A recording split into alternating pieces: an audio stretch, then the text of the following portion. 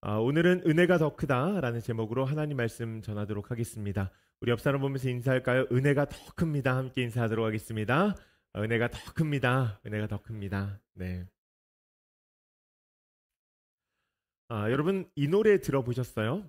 제가 또 이렇게 여기서 노래를 부르긴 뭐한데 아파트 아파트 아파트 아파트 여러분 이거 노래 들어보셨습니까? 요즘에 아주 저희 집에서도 많이 울리고 이제 길거리를 가도 참 많이 울리는 노래인데요. 블랙핑크의 멤버인 로제와 브루노 마스가 함께 부른 듀엣곡입니다. 전 세계적으로 지금 인기를 얻고 있다고 하죠. 미국 빌보드에서는 랭크가 이제 8위에, 또한 영국 싱글 차트에서는 2위에 올라 있다고 합니다. 이 아시아 여자 가수로는 최고의 성과를 하고 있다고 해요. 여러분 로제가 이것을 하면서 정말 좋은 결과를 예상했을까요? 제가 인터뷰를 보니까 그러지 못한 것 같습니다. 자기의 수고와 이상의 결과를 이제 얻은 것이죠. 사람들은요 이것을 운이라고 이야기합니다. 과거에 비슷한 성공을 경험했던 이 JYP 대표였던 이 박진영 씨가 이런 이야기를 한 적이 있어요. 자신이 노력한 것에 비하면 나는 너무나 큰 결과를 얻었다. 아무리 운이 좋아도 이것이 계속 이루어질 수 있는지 모르겠다. 그러면서 이런 말을 했어요. 보이지 않는 손이 돕지 않고서는 일어날 수 없는 일이 일어나고 있다. 저는 이 보이지 않는 손이라는 말에 공감이 됐습니다. 여러분 세상에는요 보이지 않는 손이 있습니다. 저는 박진영 씨에 비하면은 세상적으로 거의 얻은 게 없다라고 할 수 있는데 저도 그렇게 고백하고 싶어요. 인간의 삶 속에는 보이지 않는 손의 역할이 굉장히 큽니다. 우리의 삶을 가만히 생각해 보세요. 학교에 시험이 있어서 공부를 열심히 했습니다. 그런데 공부가 제대로 안 됐어요. 그래서 내일 테스트를 망칠 것 같아요. 학교에 가서 열심히 풀었는데 점수가 100점이 나온 거예요. 그런 일들이 있죠. 때로는 열심히 노력했는데 좋은 성과를 얻지 못할 때도 있습니다.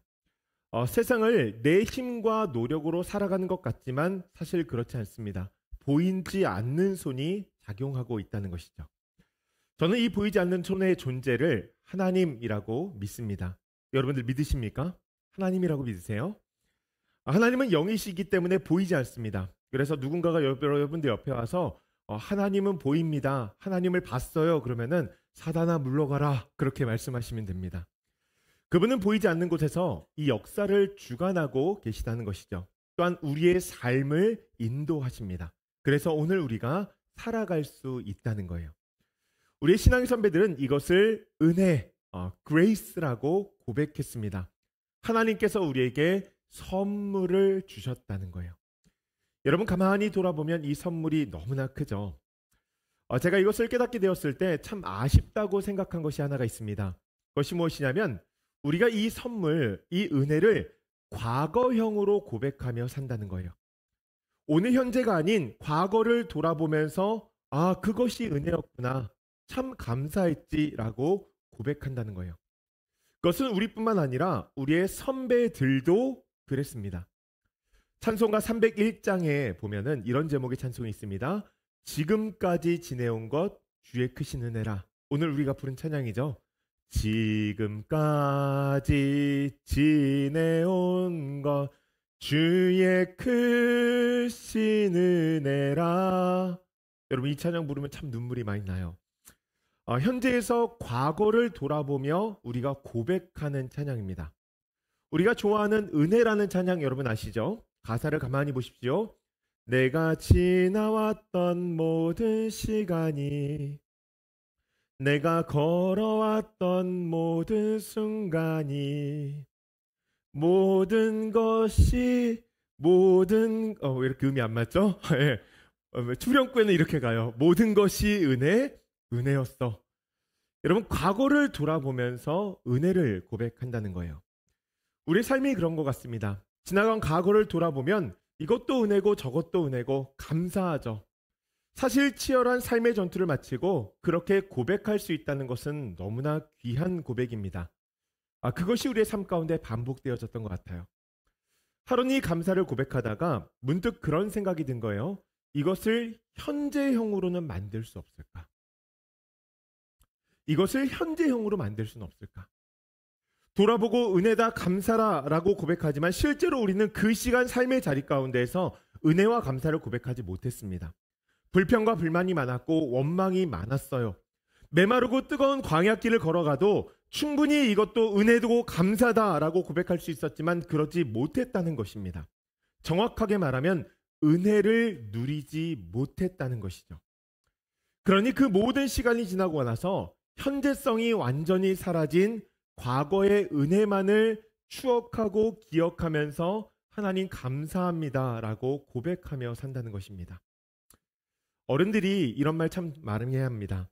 그때가 참 좋았지. 정말 그때가 좋아서 이런 이야기를 할까요? 그런 거 아닌 것 같아요. 그때도 좋았지만 오늘의 삶이 힘들다는 것입니다. 아마 시간이 좀 더 지나고 나면 그때가 좋았지라는 고백을 또 할 거예요. 말씀을 준비하면서 그래서 저는 하나님 앞에 그런 기도를 했습니다. 하나님, 우리가 과거를 돌아보면서 은혜다, 감사다라고 고백할 것이 아니라 내 삶의 오늘이 지금 이 시간이 은혜구나. 하나님 감사합니다. 하나님께서 나에게 너무 큰 선물을 주셨구나 라는 것을 깨닫고 누리기를 소원합니다. 그것이 하나님 우리에게 주신 복음의 능력이 아닐까요? 우리가 언제까지 오늘을 살아내면서 이 불평과 원망 가운데서 눈물을 흘리다가 돌아서서 은혜라고 고백하는 이 2% 부족한 삶을 살아야 할까요? 하나님, 오늘 우리가 하나님의 선물임을 깨닫고 은혜라는 것을 고백하고 감사로 고백하기를 소원합니다. 여러분, 이것이 오늘 말씀에 대한 주제예요. 은혜의 현재성. 어떻게 우리는 하나님께서 주신 선물을 마음에 담고 아름다운 삶을 살아갈 수 있을까? 어떻게 하면 이 순간적인 감정에 몰두하기보다 은혜가 내 영혼을 살리고 가정과 교회를 세우고 하나님 나라를 확장해 간다는 것을 고백할 수 있을까? 오늘 이 질문에 대한 답을 보니까요.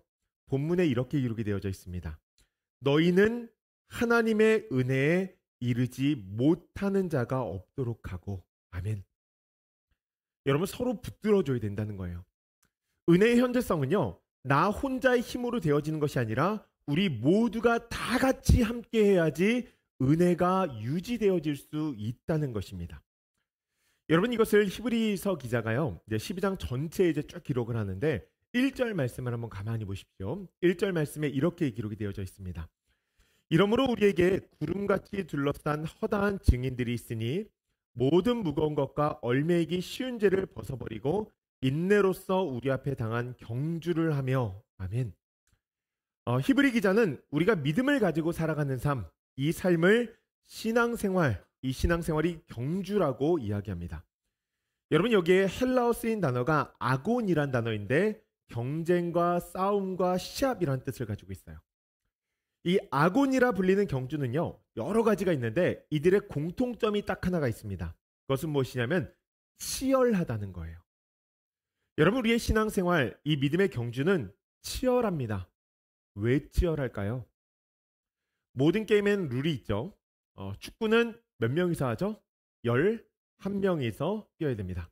그리고 상대편 골대에 더 많이 골을 넣는 팀이 이기는 것이 축구예요. 여러분, 믿음의 경주에도요, 이런 룰이 하나가 있습니다. 1절 말씀해 보니까 이 룰을 어떻게 설명하냐면 모든 무거운 것과 얼매이기 쉬운 죄를 벗어버리고. 여러분, 이게 룰이에요. 한 번은 청년들이 이 교회에서 게임을 하는 것을 본 청년들이 준비한 이 게임의 제목은 죄벗기 게임이었어요. 죄벗기 게임. 게임의 룰은 이 두 사람이 나와 의자에 앉아서 한쪽 발에는 두꺼운 양말을 신고 반대쪽 발에는 스타킹을 신습니다. 그리고 양말 신은 발로 이 스타킹을 빨리 벗는 사람이 이기는 거예요. 이 발가락을 사용하면은 좀 이렇게 걸리니까 쉬울 것 같은데 두꺼운 양말 때문에 발가락을 사용할 수가 없어요. 그러니 힘든 거죠. 이 치열하게 해도 막 스타킹만 빵꾸 나야지 제대로 되어지지가 않습니다. 저는 이 게임이요, 우리 내면에 있는 죄를 굉장히 잘 표현했다고 생각했습니다. 여러분, 죄가요 얼마나 무서운지 모릅니다. 죄는 무겁고 얼매이기가 쉽습니다. 생각해 보세요. 우리는 삶 가운데에서 너무나 쉽게 분노합니다. 이러지 말아야지 하면서도 다른 사람을 용납하고 용서하는 것이 쉽지 않아요. 그러니 마음에 무거운 짐을 지고 사는 거죠. 하지 말아야 될 생각이 들어와 있고, 하지 말아야 될 말이 뱉어지고, 하지 말아야 될 행동을 하다 보니까 얼마나 그 죄책감이 마음을 무겁게 누르는지 모릅니다. 그러니 힘든 거예요. 또 얼마나 쉽게 죄에 빠져드는지 모릅니다. 마음의 탐심과 탐욕이 딱 일어나기 시작하면은 삶의 목표가 다 이 땅으로 되어버립니다. 하나님보다 세상을 훨씬 더 사랑하게 되는 거예요. 여러분, 사단이요, 우리의 시선을 얼마나 흐트러뜨리는지 모릅니다. 이 축구선수 스트라이커가 공을 이렇게 뻥 차서 이 골대에 딱 넣잖아요. 이게 순식간에 가르거든요. 우리의 시선도 그렇게 순식간에 세상으로 향하게 되어진다는 거예요. 여러분, 우리의 삶은요, 무겁고 얼매이기 쉬운 죄를 벗는 경주와 같습니다. 잘 벗어지지 않아요. 그래서 치열한 것입니다. 이 경주를 잘 할 수 있는 방법이 딱 하나인데, 그것은 인내로 예수님을 바라보는 거예요. 그냥 예수님을 보는 것이 아니라 인내하며 예수님을 봐야 된다는 거예요. 저는요, 흰색 운동화를 별로 좋아하지 않습니다. 흰색 운동화는 깨끗하게 신기도 어렵고 한번 이 때가 타면은 잘 지워지지도 않아요. 여러분, 이 신발에 때가 묻은 것을 제거하려면 어떻게 해야 될까요? 그냥 물 한번 묻혀가지고서는 담고 그냥 이렇게 문지르면 여러분 지워집니까? 그렇지 않죠? 한참 동안 이 세제의 물에 담궈놔야 됩니다. 그래서 불려야 된다는 거예요. 여러분, 저는 여기서 인내가 무엇인지 배웠어요. 우리 안에 있는 죄를요, 깨닫고 벗는 것, 예수님을 바라보는 것은요, 일시적으로 되어지지 않습니다. 시간이 흐르고 과정이 거쳐져야 된다는 것이죠. 그래서 하나님께서 우리에게 인내로 예수를 바라보라 말씀하시는 거예요. 여러분, 여기서 예수를 바라보라고 하는 것은 이 성경을 보라는 것입니다. 성경을 보고 깨달으라는 거예요. 그럼 우리가 어떻게 하면 예수를 잘 볼 수 있을까? 하나님은 믿음의 경주에 참가하는 자들에게 선물을 하나 주십니다. 그 선물이 무엇이냐면 바로 징계입니다. 우리가 우리말로 징계라고 하면 무엇인가 잘못해서 이 체벌을 받는 것 같은 느낌인데, 여러분, 이 징계라는 단어를 번역한 헬라어 파이데이안이라는 단어는요, 자녀를 만들어간다라는 뜻을 가지고 있어요. 자녀를 만들어간다. 현재 영국에서 이 프리미어 리그에서 뛰는 축구 선수 가운데 소니라는 선수가 있습니다. 손흥민. 한국 선수로는 처음으로 그 리그에서 득점왕에 오른 선수죠. 이 손 선수를 키워낸 이 아버지 손흥정 씨가 인터뷰를 한 것을 제가 본 적이 있거든요. 이분은 기본기를 진짜 너무 중요하게 생각하십니다. 늘 back to the basic. 이 손 선수가 기본기를 다지는데 7년이 걸렸다고 합니다. 매일같이 기초 체력 운동을 하고 같은 포지션에서 1000번씩 공을 차는 거예요. 하루라도 제대로 안 하면 불호령이 떨어지는 것이죠. 여러분, 좋은 축구 선수가 되기 위해서 징계하는 것, 저는 하나님께서 우리에게 하신 일이 이와 같다고 믿습니다. 하나님께서 이 일을 하시는 이유가 있어요. 5절 말씀 보니까 이렇게 기록되어져 있습니다. 내 아들아, 주의 징계하심을 경히 여기지 말며. 왜 하세요? 내 아들이기 때문에 한다는 거예요. 내 자녀이기 때문에 징계한다는 거예요. 부모가 아이들을 돌보는 것이요, 여러분, 쉽지 않습니다. 아이들이요, 자기는 말을 잘 듣는다고 생각하는데 부모의 입장에서 보면 아이들이 말을 잘 안 듣거든요. 그냥 안 듣는 거 아니죠? 더럽게 안 듣습니다. 여러분, 이 부모가요, 아이가 예의가 없거나 공부를 안 하면 징계합니다. 공부해라, 열심히 해라, 계속 얘기하죠. 반면에 옆집 자녀가 예의가 없거나 공부 안 하면 뭐라고 한 줄 아세요? 와, 너는 진짜 성격이 좋구나. 다른 재능이 있는 것 같아. 노래 잘하니? 춤 잘 추니? 게임 잘해? 야, 그래, 게임 열심히 해가지고서는 프로게이머 되면 좋겠다. 여러분, 이렇게 얘기합니다. 칭찬하죠. 예의 없다고 공부 안 한다고 징계하지 않습니다. 사실 옆집 아이가 여러분 무엇을 하든지 무슨 상관이겠어요. 하지만 내 자녀는 다릅니다. 내 자녀는 예의도 가르치고 공부도 가르치고 세상에서 어떻게든지 올바른 사람이 되기 위해서 징계한다는 거예요. 여러분, 저는 이것이 목회자와 성도의 관계도 동일하다고 믿습니다. 목회자에게 하나님께서 주신 하나의 사명이 있죠. 에베소서 4장 12절의 말씀인데요. 우리 한번 같이 읽어볼까요? 함께 읽습니다. 이는 성도를 온전하게 하여 봉사의 일을 하게 하며 그리스도의 몸을 세우려 하심이라. 아멘. 여러분, 성도들이 말씀 중심이 되어지지 않고 하나님 중심이 되지 않고 봉사도 하지 않고 교회를 세우지 않는데 제가 여러분들이 그냥 세상에서 힘들게 사니까 감정 상하지 않게 그냥 친절하게만 대하면 제 본분을 다하는 것일까요? 여러분 그렇게 생각하세요? 그러면 저는 굉장히 편할 것 같습니다. 사실 여러분 사람은요 잘 변하지 않습니다. 예배 시간에 엄청난 은혜를 경험했어요. 여러분 그거 오래가지 않습니다. 수요일 넘어가면은 그 은혜 마음에서 사라져요. 제가 이 설교를 아무리 잘해도요 여러분 사람 잘 변화되지 않습니다. 그렇다고 제가 뭐 어떻게 그분을 천국에 보내드릴 수 있는 능력을 가진 것도 아니잖아요. 사실 인간적으로 생각하면 다 그분의 선택이죠. 믿고 싶으면 믿는 거고 믿지 않고 싶으면 믿지 않는 거고 뭐 제가 뭐라고 이렇게 성도들을 닥달하겠어요. 이렇게 생각하면 목회가 진짜 편할 거예요. 여러분 이렇게 할 수 있습니다. 다만 한 가지가 전제돼야 돼요.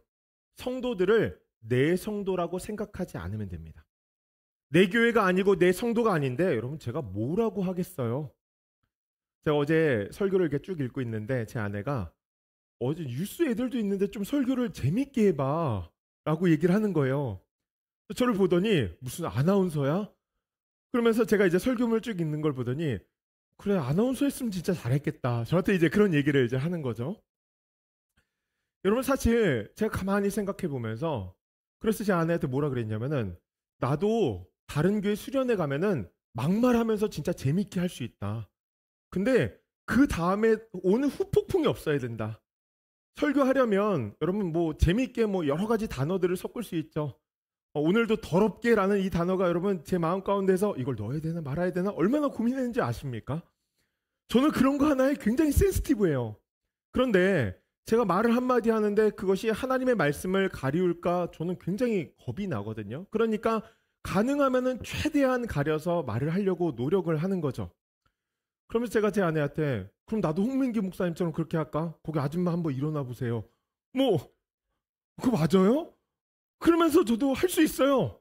다른 교회 수련회 가면 다시는 안 볼 사람들이니까 그냥 말씀 주고 그 사람들이 어떻게 하든지 제가 뭔 상관이에요. 내 교회 내 성도가 아니면 여러분 그렇게 할 수 있죠. 하지만 하나님께서 주신 성도라면 여러분 그럴 수 없죠. 여러분들이 어떤 상황 속에서도 복음을 깨닫고 살아낼 수 있도록 교회를 섬기고 세우도록 하는 것이 여러분 목회자에게 주신 사명이에요. 그래서 그것을 하기 위해서 애를 쓰는 거예요. 주일 저녁에 여러분 얼마나 피곤한지 아십니까? 저번에 전사님이 이제 예배 끝나고 나서 제가 한국 가 있을 때 전사님 어떻게 괜찮아요? 그랬더니 전사님이 저한테 뭐라고 보내셨냐면 살아 있습니다 이렇게 보내셨어요. 여러분 아침부터 그 긴장감과 텐션이요 말도 못해요. 그러니까 저녁이 되면요 눈을 딱 감고 있으면은 피곤이 막 계속 몰려오는 거예요. 근데 요즘에 제가 주일 저녁이 되면 다음 주 설교 준비를 시작합니다. 가장 좋은 것을 드리기 위해서 원고를 월요일 아침 화요일까지는 다 정리하려고 하고 그것을 다듬고 어떻게든지 외치고 서려고 얼마나 노력하는지 몰라요. 여러분들에게 성경 공부하자고 하는 것 여러분 사실요 여러분들 성경 공부 안 하면 저 편합니다. 그냥 그 시간에 책 보고 있으면 얼마나 좋은지 몰라요. 제가 그래서 하루는 그런 생각이 들었어요. 와 이건 신선 노름이다. 여러분 교회에서 사례비도 주죠. 책 보게 해주죠. 시간도 편안하죠. 여러분 이게 얼마나 좋아요. 근데 성도들을 만나서 신방하고 성경 공부하고 그래야 성도들이 하나님의 은혜 가운데 나올 수 있으니까 여러분 계속 거절받음에도 불구하고 트라이 하는 거죠. 여러분 그렇게 매일같이 기도하면서 안 되면 이제는 그런 생각이 들어요. 호통이라도 쳐야 되겠다. 여러분 이 말이 무엇일까요? 하나님의 자녀들이요. 하나님께서 자녀들을 징계하신다는 거예요. 전 이것이 나와 여러분들에게 주신 복이라고 믿습니다. 여러분 징계는요. 엄청난 복이에요. 저는 종종 그런 생각하거든요. 누가 나를 좀 이끌어주면 좋겠다. 왜냐하면 여러분 운동할 때 이 개인 퍼스널 트레이너 이 PT 받아보신 분들은 아실 거예요. 운동의 퀄리티가 달라집니다. 공부하거나 악기 연주할 때 레슨 받아보신 분들 분명히 아실 거예요. 실력이 갑자기 불붙듯이 늡니다. 회사에서 유능한 상사의 인도를 받아본 사람들 알죠? 실력도 승진도 연봉도 빠르게 늡니다. 여러분 징계가 그만큼 값지다는 거예요. 자녀를 성장하게 만들고 자녀를 자녀답게 만든다는 거예요. 하나님께서는요 징계를 통해서 우리를 하나님의 사람으로 세우시고 이 땅 가운데서 은혜를 누리게 하시고 은혜를 전하는 그 농부의 역할을 감당하게 하신다는 거예요. 여러분, 그렇기 때문에 이 징계는요, 우리 자녀들에게 주어진 권한이라고 하는 것입니다. 여러분, 그래서 이 징계를 보면 합당한 열매가 있어요. 히브리서 12장 11절 말씀 보면 이렇게 기록이 되어져 있습니다. 무릇 징계가 당시에는 즐거워 보이지 않고 슬퍼 보이나 후에 그로 말미암아 연단받은 자들은 의와 평강의 열매를 맺느니라. 아멘. 나는 나와 여러분들의 삶 가운데 여러분 이 역사가 있기를 간절히 소원합니다. 의와 평강의 열매가 맺혀져야 된다는 거예요. 여러분, 이 말은 하나님의 자녀들에게는요, 마음의 은혜가 주어진다는 거예요. 징계를 받으면 자신의 죄를 깨우치게 되고 그 죄를 덮은 사랑이 무엇인지를 알게 되고, 아, 이것이 은혜구나 라는 것을 깨닫게 되어지는 것이죠. 그 은혜를 깨달은 자들, 그 은혜를 살아내기 위해서 우리가 해야 될 일이 두 가지가 있습니다. 그것이 무엇이냐면 15절 말씀이에요. 은혜에 이르지 못하는 자가 없도록 하고. 여러분, 이 말씀이 어떤 의미냐면요, 은혜가 이 공동체 안에서 유지되어질 수밖에 없다는 거예요. 은혜가 더 크다. 이것을 매 순간 고백하길 원한다면 이 두 가지를 해야 됩니다. 하나는 무엇이냐면 징계 밖에 있는 사람들을 봐야 돼요. 제가 어쩌다가 공부를 좀 오래 했습니다. 공부를 하면서 배운 게 있어요. 그것이 무엇이냐면 배울 때의 지식은 내 것이 아니라는 거예요. 배운 것을 복습하고 복습하면 그나마 그것이 내 안에 들어옵니다. 그것이 완벽하게 내 것이 되려면요, 이것을 내 안에 담아서 누군가에게 가르쳐 보면 됩니다. 그때 아, 이것이 내 것이구나 라는 것을 깨닫게 되어지죠. 여러분, 은혜도 그와 같습니다. 주일날 여러분들이 그냥 눈물 한번 흘리고 감동받는 것, 여러분, 그것이 은혜를 느끼는 것이지만 그 은혜가 지속되어지지 않는다는 것이죠. 말씀을 듣고 은혜를 받았다. 그럼 그것이 마음 가운데 자리매김되어야 된다는 거예요. 이 소화의 과정을 거쳐야 된다는 것이죠. 내 안에 자리 잡는 시간이 필요하다는 거예요. 그것을 통해서 은혜가 모든 것보다 크구나라는 것을 마음 가운데 새겨야 하고 마음 중심 가운데 자리 잡게 만들어야 된다는 것입니다. 그리고 그것을 다른 사람과 나눌 때 여러분, 그때 은혜의 사람이 되어진다는 거예요. 여러분, 그래서 진짜 은혜의 사람들은요, 자신이 은혜의 사람인지 아닌지를 언제 아는가? 은혜가 없는 사람들하고 마주하면 알게 되어집니다. 은혜 바깥에 있는 사람들을 보면서 깨닫게 되어진다는 거예요. 여러분, 은혜를 받으면요, 관점이 달라집니다. 사람을 보는 것도, 물질을 보는 것도 여러분 이 하나님의 시선으로 바라보게 되어진다는 것이죠. 이 땅의 세속화에 대한 알러지 반응이 일어나요. 그래서 온몸으로 저항하게 되어집니다. 그러니 그렇지 않은 사람들과 대화하다 보면 자연스럽게 마음 가운데 느껴지는 거예요. 여러분, 그것을 느끼는 장소가 어디일까요? 굉장히 많은 사람들이 세상이라고 답합니다. 교회 밖에 가야 느낄 수 있다는 것이죠. 맞습니다. 여러분, 거기서 확실하게 느낄 수 있어요. 그런데 거기만 있는 곳이 아닙니다. 또 있는 곳이 있어요. 그것이 무엇이냐면 바로 교회 공동체입니다. 자신을 크리스천이라고 말하는, 고백하는 자들에게 설문조사를 했습니다. 그래서 통계를 냈어요. 자신을 크리스천이라고 칭하는 자들에게 교회 나가십니까? 라고 했더니 10명 중에 7명만 교회에 출석한다고 이야기했습니다. 한국 기준으로는 이제 한 70%가 교회에 출석한다는 것이죠. 내가 하나님을 믿습니다. 그리고 10명 중에 7명이 교회 다닌다는 거예요. 그 7명에게 물었습니다. 주일 예배 이외에 다른 영적인 활동들이 있습니까?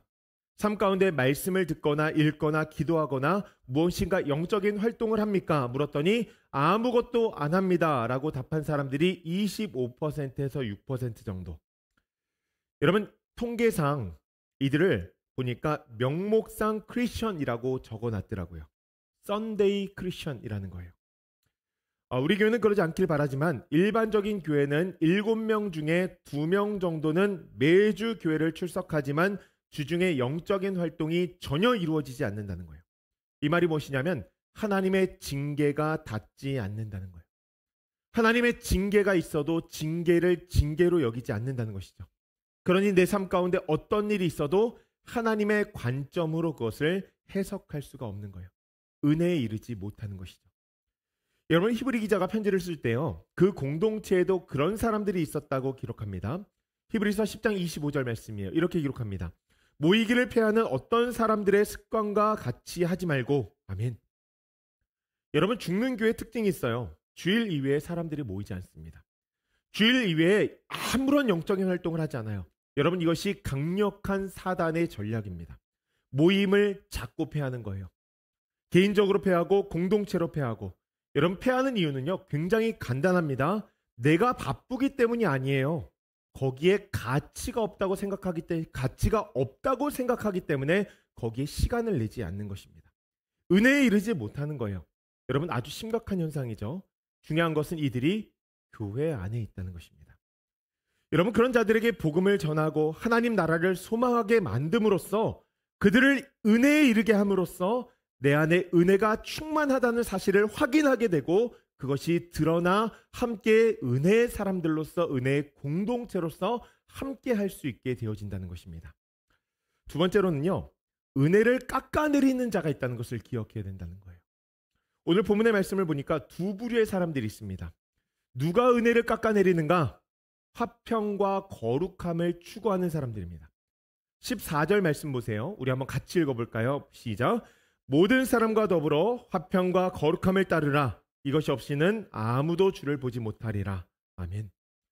여러분, 우리 마음 가운데 이 은혜가 되기 위해서는요, 화평과 거룩함이 있어야 됩니다. 여기에 화평과 거룩함이라고 이야기할 때요, 덧붙인 말이 있어요. 이 헬라어 원문을 보면은 굉장히 강조된 단어입니다. 그것이 무엇이냐면 더불어라는 단어예요. 더불어. 모든 사람과 더불어 화평과 거룩함을 추구하라. 저는 이제 교회 안에서 볼 때 종종, 저도 그렇지만 홀로 화평과 거룩을 추구하는 사람들이 많다는 것을 느끼고 봅니다. 여러분, 화평은요, 함께 추구되어져야 되는데 홀로 추구하는 거예요. 부모와 자식의 관계를 가만히 보십시오. 가끔 부모는요, 막 속이 타들어가는데 자녀는 그냥 천하태평일 때가 있습니다. 아이가 의사라는 꿈을 꿨어요. 아빠, 나 의사 되고 싶어. 여러분, 의사가 된다고 했으면 뭘 해야 될까요? 공부해야 되죠. 그런데 맨날 넷플릭스에서 의사 나오는 드라마만 계속 그러고 보고 있으면 여러분, 의사가 될까요? 부모는 자녀의 꿈이 이루어지기를 간절히 소원하는 마음으로 막 기도하고 최선을 다해서 서포트하는데 나는 의사가 될 거야 라고 이야기하면서 헛된 자기 고집과 확신에 빠져서 매일같이 그냥 의사 나오는 드라마만 보고 있으면 본인은 화평할지 몰라도 그것을 보는 아빠와 엄마는 마음의 화평이 다 깨져버리는 것이죠. 인생을 좀 살아봤으니까 세상이 넉넉하지 않거든요. 호락호락하지 않아요. 분명히 저러다가 저거 의사 포기하게 될 텐데 부모는 막 속이 썩이 문드러지는 거예요. 그래서 차라리 의사 안 한다고 하면 편할 텐데. 여러분, 이런 현상을요, 우린 삶의 자리에서 진짜 자주 마주합니다. 김창옥 씨가 나오는 쇼를 보면 이런 사람들에 대해서 이야기를 해요. 자기 하고 싶은 말 다 하는 사람들, 특징이 있대요. 뭐라 그런지 아세요? 할 말 다 하고 나서 나는 틀린 말은 안 해. 나는 뒤끝은 없어. 그러면서 남의 마을에 그냥 막 독화살을 쏜다는 거예요. 혼자만 화평한 거죠. 여러분, 화평은요, 내 마음 가운데 이루어지는 것이 아니라 우리 마음 가운데 이루어질 줄 믿습니다. 더불어 화평해야 된다는 거예요. 그래야 우리 마음 가운데 서로가 은혜를 유지할 수 있다는 것입니다. 여러분, 이것을 기억하기를 간절히 소원합니다. 또 하나, 은혜를 깎아내린 자가 누구인가? 마음의 쓴뿌리를 가진 사람들입니다. 15절 말씀 보니까 후반절에 이렇게 돼 있죠. 또 쓴뿌리가 나서 괴롭게 하여 많은 사람이 이로 말미암아 더럽게 되지 않게 하며. 아멘. 여기 쓴뿌리는요, 그 뿌리를 이야기하는 것이 아니라 쓴 열매를 나게 하는 뿌리를 의미합니다. 이것이 무엇인지 신명기 29장 18절 말씀 보니까 이렇게 기록이 되어져 있어요. 우리 한번 같이 읽어볼까요? 너희 가운데 남자나 여자나 가족이나 지파가 주 우리 하나님으로부터 마음을 멀리하여 다른 민족의 신들을 섬기려고 해서는 안 된다. 너희 가운데 독초나 쓴 열매를 맺는 뿌리가 있어서는 안 된다. 아멘. 여러분, 뭐예요? 이 뿌리는 우상 숭배를 의미합니다. 공동체 가운데 우상 숭배하는 자가 있으면 은혜에 이르지 못한다는 거예요. 여러분, 무엇이 우상 숭배일까요? 이스라엘 백성들이 광야에서 이제 가나안으로 향할 때 가나안 첫 문이 어디였냐면 가데스 바네아입니다. 모세가 거기 도착했을 때 가나안의 12 정탐꾼을 보냅니다. 이 12명이 그 땅을 정말 샅샅이 돌아 살펴보고 그 땅에서 나는 열매도 가지고 와서 이스라엘 백성 앞에서 보고를 해요. 여러분, 보통 이렇게 다 같이 프로젝트를 하면 보고서가 하나로 작성이 돼야 되는데 그 사람들의 보고서는 2개였습니다. 한 보고서는 이 10명이 사인을 했는데요. 그 땅에 가면 안 된다는 거예요. 그 땅은 적과 꿀이 흐르는 땅이고 아주 강한 안악 자손들이 있어서 거기 가면 우리가 메뚜기처럼 보일 것이고 우리는 힘이 없기 때문에 거기에 가면은 노예로 살거나 죽을 것이라는 거죠. 새드 언댕이 된다는 거예요. 그러니 가지 말자는 거예요. 여러분, 이 사람들의 이야기를 가만히 들어보면 이 해석의 중심에 누가 있습니까? 나의 생각이 있는 것을, 내 생각으로 본 것을 해석한 거예요. 그에 반해서 이 2명이 보고한 보고서를 보면 다른 내용이 있습니다. 그 땅은 적과 꿀이 흐르는 땅이고 안악 자손들이 있는데 그 땅에 가야 된다는 거예요. 여러분, 그들이 왜 이렇게 주장할까요? 그 이유를 이렇게 이야기합니다. 하나님께서 그 땅에 가라고 말씀하셨고 그 땅을 우리에게 주신다고 말씀하셨으니 가야 한다는 거예요. 여러분, 사람은요, 수의 논리에 굉장히 약합니다. 백성들이 누구의 말을 들었을까요? 10명의 말을 들었어요. 그리고 그 땅에서 불평하고 원망하면서 그러고 있다가 하나님의 심판이 그 땅에 임하여 수많은 사람들이 죽게 되어지죠. 여러분, 이 사건은요, 우상 숭배가 무엇인지에 대해서 아주 단적으로 나타낸 사건입니다. 여러분, 무엇이 우상입니까? 내 생각이 우상이죠. 우리가 기억해야 될 것이 있어요. 사람은요, 쫓아 살아가는 존재입니다. 한번 생각해 보세요.